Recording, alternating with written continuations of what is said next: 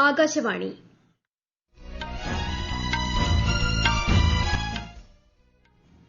നമസ്കാരം. വാർത്തകൾ വായിക്കുന്നത് ലിഖിത വിജയൻ.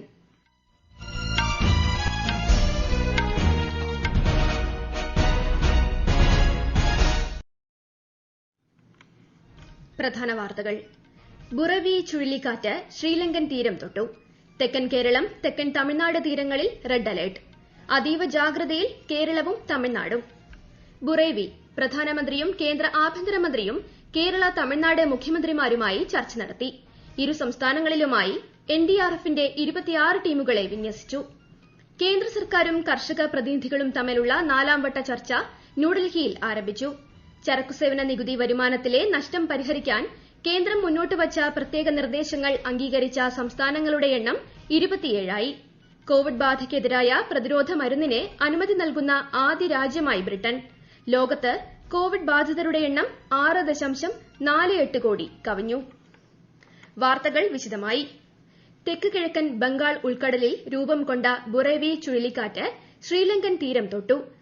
ചുഴലിക്കാറ്റ് ഇന്ന് അർദ്ധരാത്രിയോടെ തമിഴ്നാട് തീരത്തെത്തുമെന്നാണ് പ്രതീക്ഷിക്കുന്നതെന്ന് കാലാവസ്ഥാ വകുപ്പ് അറിയിച്ചു. ബുറവി ചുഴലിക്കാറ്റിന്റെ പശ്ചാത്തലത്തിൽ തെക്കൻ കേരളം, തെക്കൻ തമിഴ്നാട് തീരങ്ങൾക്ക് കേന്ദ്ര കാലാവസ്ഥാ വകുപ്പ് ചുഴലിക്കാറ്റ് മുന്നറിയിപ്പ് റെഡ് അലർട്ട് പ്രഖ്യാപിച്ചു. ബുറേവി ശ്രീലങ്കയിൽ വൻ നാശനഷ്ടം വിതച്ചതായാണ് റിപ്പോർട്ട്. ജാഫ്നയിലെ വാൽവെട്ടിത്തുറയിൽ നിരവധി വീടുകൾ തകർന്നു. മുല്ലൈത്തീവ്, കിള്ളി-ഗോച്ചി മേഖലകളിൽ കനത്ത പേമാരിയും കാറ്റും തുടരുകയാണ്. കൂടുതൽ വിവരങ്ങളുമായി കിരൺ ശങ്കർ. ശ്രീലങ്കയിലെ ട്രിങ്കോമാലിക്ക് വടക്കു പടിഞ്ഞാറായി 60 കിലോമീറ്റർ അകലെയാണ് ബുറേവി തീരം തൊട്ടത്.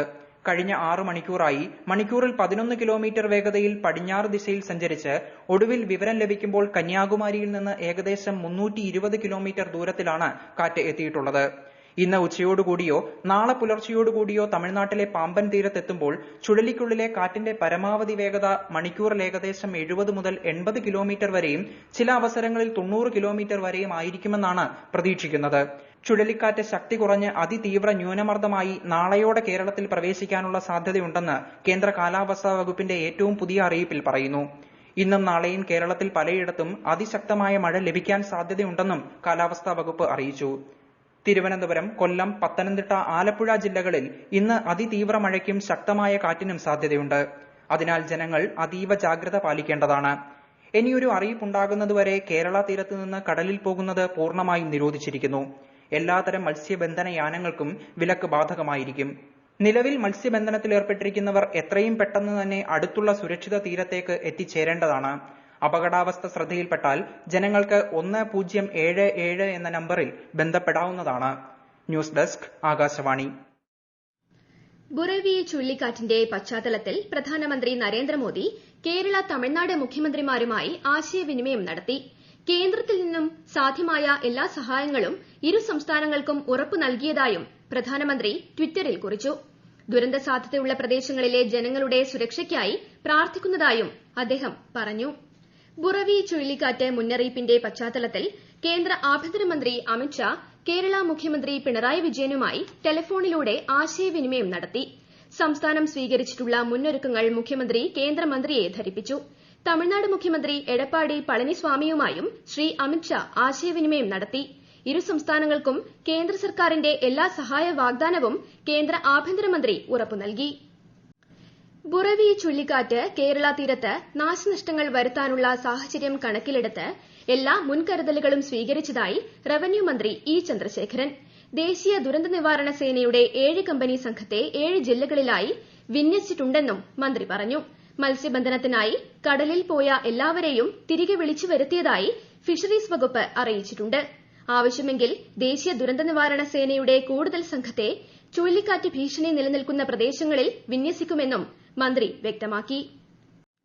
കർഷക പ്രതിനിധികളും കേന്ദ്ര സർക്കാരും തമ്മിലുള്ള 4ാം വട്ട ചർച്ച ന്യൂഡൽഹിയിൽ ആരംഭിച്ചു. ചർച്ചയ്ക്കായി 40 കർഷക പ്രതിനിധികളാണ് എത്തിയത്. വിഗ്യാൻ ഭവനിലാണ് ചർച്ച. കേന്ദ്രവും കർഷകരും തമ്മിലുള്ള 3ാം ഘട്ട ചർച്ച ചൊവ്വാഴ്ച തീരുമാനമാകാതെ അവസാനിച്ചിരുന്നു. കേന്ദ്ര കൃഷിമന്ത്രി നരേന്ദ്രസിംഗ് തോമർ, വാണിജ്യമന്ത്രി പീയൂഷ് ഗോയൽ, വാണിജ്യ സഹമന്ത്രി സോം പ്രകാശ് എന്നിവരാണ് കേന്ദ്ര സംഘത്തെ പ്രതിനിധീകരിച്ച് യോഗത്തിൽ പങ്കെടുത്തത്. കർഷക ക്ഷേമത്തിനായി സർക്കാർ പ്രതിജ്ഞാബദ്ധമാണെന്നും കാർഷിക വികസനത്തിന് മോദി സർക്കാർ എല്ലായ്പ്പോഴും മുൻഗണന നൽകുമെന്നും ശ്രീ നരേന്ദ്രസിംഗ് തോമർ യോഗത്തിൽ ഉറപ്പു നൽകി. വിമുക്ത ഭടന്മാരുടെയും രക്തസാക്ഷികളുടെ കുടുംബങ്ങളുടെയും പുനരധിവാസവും ക്ഷേമവും ഉറപ്പാക്കേണ്ടത് എല്ലാ പൌരന്മാരുടെയും ഉത്തരവാദിത്തമാണെന്ന് രാജ്യരക്ഷാ മന്ത്രി രാജ്നാഥ് സിംഗ് ന്യൂഡൽഹിയിൽ സായുധ സേനാ പതാക ദിനാചരണത്തിന് മുന്നോടിയായി സംഘടിപ്പിച്ച ചടങ്ങിൽ സംസാരിക്കുകയായിരുന്നു അദ്ദേഹം. രാജ്യത്തിന്റെ പരമാധികാരം സംരക്ഷിക്കുന്നതിനായി സേനാവിഭാഗങ്ങൾ നിരന്തരമായ പോരാട്ടത്തിലാണ്. പോരാട്ടത്തിനിടെ പലരും വീരമൃത്യു വരിച്ചു. നിരവധി സേനാനികൾക്ക് അംഗഭംഗം സംഭവിച്ചതായും ശ്രീ രാജ്നാഥ് സിംഗ് പറഞ്ഞു. സായുധ സേനാ പതാക ദിന നിധിയിലേക്ക് സംഭാവന നൽകണമെന്നും രാജ്യരക്ഷാ മന്ത്രി രാജ്യത്തെ ജനങ്ങളോട് അഭ്യർത്ഥിച്ചു. ഈ വാർത്തകൾ ആകാശവാണിയിൽ നിന്ന്. കൊറോണ ആശങ്കയല്ല, ജാഗ്രതയാണ് വേണ്ടത്. കേന്ദ്ര ആരോഗ്യ മന്ത്രാലയം പുറപ്പെടുവിക്കുന്ന നിർദ്ദേശങ്ങൾ. ജനങ്ങൾ കൂട്ടം കൂടുന്നത് ഒഴിവാക്കുക. ഇടയ്ക്കിടെ കൈകൾ സോപ്പും വെള്ളവും ഉപയോഗിച്ചോ സാനിറ്റൈസർ ഉപയോഗിച്ചോ വൃത്തിയാക്കുക. നിർബന്ധമായും മാസ്ക് ധരിക്കുക. പനിയോ ചുമയോ ശ്വാസതടസ്സമോ തുടരുന്ന സാഹചര്യത്തിൽ വൈദ്യസഹായം തേടുക. കൊറോണയെ സംബന്ധിച്ച വിവരങ്ങൾക്ക് ആരോഗ്യ മന്ത്രാലയത്തിന്റെ 1075-ലും ദിശയുടെ 1056-ലും ബന്ധപ്പെടാം. ചരക്കു സേവന നികുതി വരുമാനത്തിലെ നഷ്ടം പരിഹരിക്കുന്നതിന് കേന്ദ്ര ധനവകുപ്പ് മുന്നോട്ട് വച്ച പ്രത്യേക നിർദ്ദേശം അംഗീകരിച്ച സംസ്ഥാനങ്ങളുടെ എണ്ണം 27ആയി. ഛത്തീസ്ഗഡാണ് ധനവകുപ്പിന്റെ നിർദ്ദേശം അവസാനമായി അംഗീകരിച്ചത്. ഇനി ഝാർഖണ്ഡും 3 കേന്ദ്രഭരണ പ്രദേശങ്ങളുമാണ് ഈ നിർദ്ദേശം അംഗീകരിക്കാൻ ബാക്കിയുള്ളത്. ജിഎസ്ടി നടപ്പാക്കുന്നതിലൂടെ ഉണ്ടാകുന്ന കുറവ് പരിഹരിക്കാൻ ഈ നിർദ്ദേശം തെരഞ്ഞെടുക്കുന്ന സംസ്ഥാനങ്ങൾക്കും കേന്ദ്രഭരണ പ്രദേശങ്ങൾക്കും കേന്ദ്ര സർക്കാർ പ്രത്യേക വായ്പാ സംവിധാനം ലഭ്യമാക്കും. 30,000 കോടി രൂപ സംസ്ഥാനങ്ങൾക്ക് ഈ ഇനത്തിൽ വായ്പയായി അനുവദിച്ചിട്ടുണ്ട്. ഇന്ത്യയുടെ ആദ്യ രാഷ്ട്രപതിയും ഭാരതരത്ന ജേതാവുമായിരുന്ന ഡോക്ടർ രാജേന്ദ്ര പ്രസാദിന്റെ ജന്മവാർഷിക ദിനത്തിൽ ഉപരാഷ്ട്രപതി എം വെങ്കയ്യനായിഡു, പ്രധാനമന്ത്രി നരേന്ദ്രമോദി തുടങ്ങിയവർ പ്രണാമം അർപ്പിച്ചു. നിസ്വാർത്ഥനും ദാർശനികനുമായ നേതാവായിരുന്നു ഡോക്ടർ രാജേന്ദ്ര പ്രസാദ് എന്ന് ഉപരാഷ്ട്രപതി ട്വിറ്ററിൽ കുറിച്ചു. സ്വാതന്ത്ര്യസമര കാലഘട്ടത്തിലും ഭരണഘടനയുടെ നിർമ്മാണവേളയിലും അദ്ദേഹത്തിന്റെ പങ്ക് അതുല്യമായിരുന്നുവെന്ന് പ്രധാനമന്ത്രി പറഞ്ഞു. കഴിഞ്ഞ 24 മണിക്കൂറിനിടെ 35,551 പേർക്ക് രോഗം ബാധിച്ചതോടെ രാജ്യത്ത് കോവിഡ് ചികിത്സയിലുള്ളവരുടെ എണ്ണം 4,22,943ആയി. ഇന്നലെ 40,726 പേർ രോഗമുക്തി നേടി. ഇതോടെ രോഗമുക്തി നിരക്ക് 93.81% വർദ്ധിച്ചു. ഇതുവരെ 89.32 ലക്ഷത്തോളം ജനങ്ങൾ കോവിഡിൽ നിന്ന് സുഖം പ്രാപിച്ചു. രാജ്യത്ത് കഴിഞ്ഞ 24 മണിക്കൂറിനിടെ 11,12,000-ഓളം കോവിഡ് പരിശോധനകളാണ് നടത്തിയത്.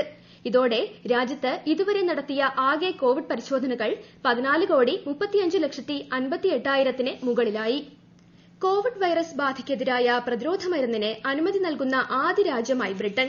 അമേരിക്കയിലെ വൈസർ കമ്പനിയും ജർമ്മനിയിലെ ബയോൺടെക്കും ചേർന്ന് വികസിപ്പിച്ച വാക്സിൻ അടുത്തയാഴ്ച മുതൽ വിതരണം ചെയ്യുമെന്ന് ആരോഗ്യവകുപ്പ് സെക്രട്ടറി മാറ്റ് ഹാൻകോക്ക് അറിയിച്ചു.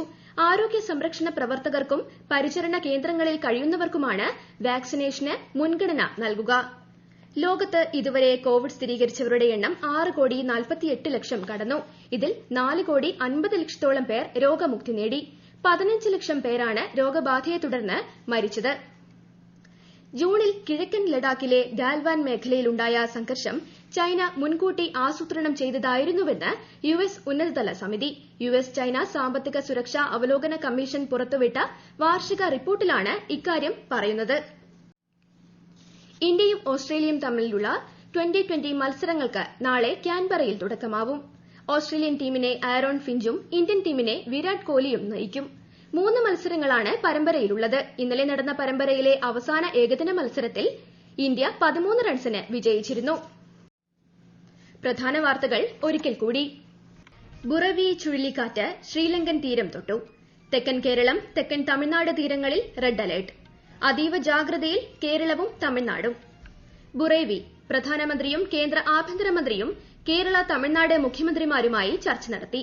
ഇരു സംസ്ഥാനങ്ങളിലുമായി എൻഡിആർഎഫിന്റെ 26 ടീമുകളെ വിന്യസിച്ചു.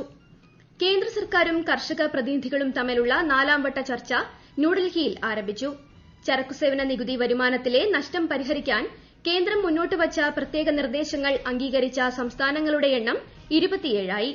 കോവിഡ് ബാധയ്ക്കെതിരായ പ്രതിരോധ മരുന്നിന് അനുമതി നൽകുന്ന ആദ്യ രാജ്യമായി ബ്രിട്ടൻ. ലോകത്ത് കോവിഡ് ബാധിതരുടെ എണ്ണം 6.48 കോടി കവിഞ്ഞു. വാർത്തകൾ കഴിഞ്ഞു. ഞങ്ങളുടെ വാർത്തകളും വാർത്താധിഷ്ഠിത പരിപാടികളും all India radio news Thiruvananthapuram എന്ന യൂട്യൂബ് ചാനലിൽ ലഭ്യമാണ്. കൂടുതൽ വാർത്തകൾക്കായി @AllIndiaRadioNews തിരുവനന്തപുരം എന്ന ഫേസ്ബുക്ക് പേജും @ARnews_TVM എന്ന ട്വിറ്റർ ഹാൻഡിലും സന്ദർശിക്കുക. അടുത്ത വാർത്താ പ്രക്ഷേപണം വൈകിട്ട് 6:30.